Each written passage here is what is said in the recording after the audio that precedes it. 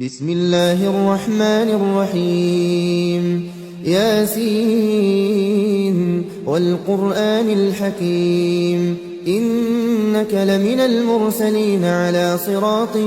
مستقيم تنزيل العزيز الرحيم لتنذر قوما ما أنذر آباؤهم فهم غافلون لقد حق القول على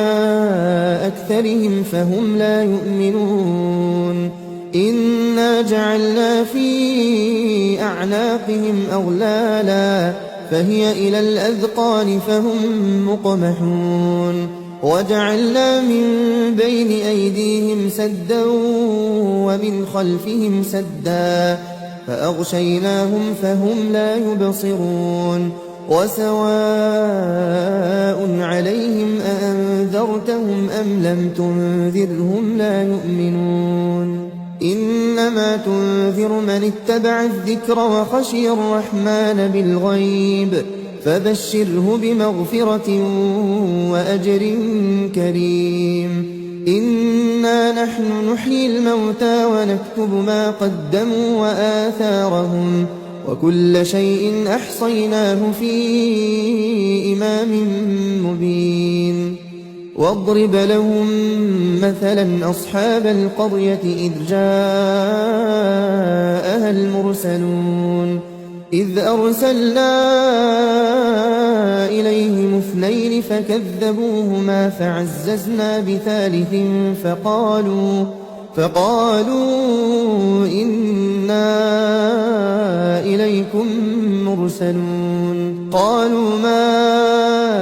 أنتم إلا بشر مثلنا وما أنزل الرحمن من شيء إن أنتم إلا تكذبون قالوا ربنا يعلم إنا إليكم لمرسلون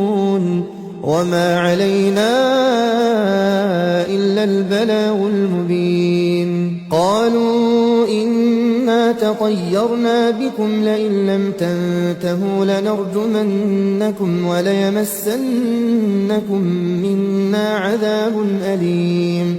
قالوا طائركم معكم أئن ذكرتم بل أنتم قوم مسرفون وجاء من أقصى المدينة رجل يسعى قال يا قوم اتبعوا المرسلين اتبعوا من لا يسألكم أجرا وهم مهتدون وما لي لا أعبد الذي فطرني وإليه ترجعون أأتخذ من دونه آلهة إن يردني الرحمن بضر لا تغن عني شفاعتهم شيئا ولا ينقذون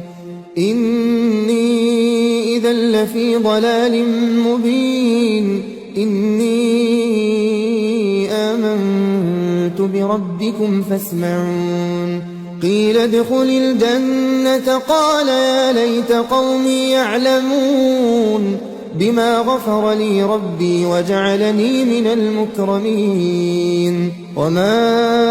أنزلنا على قومه من بعده من جند من السماء وما كنا منزلين إن كانت إلا صيحة واحدة فإذا هم خامدون يا حسرة على العباد ما يأتيهم من رسول إلا كانوا به يستهزئون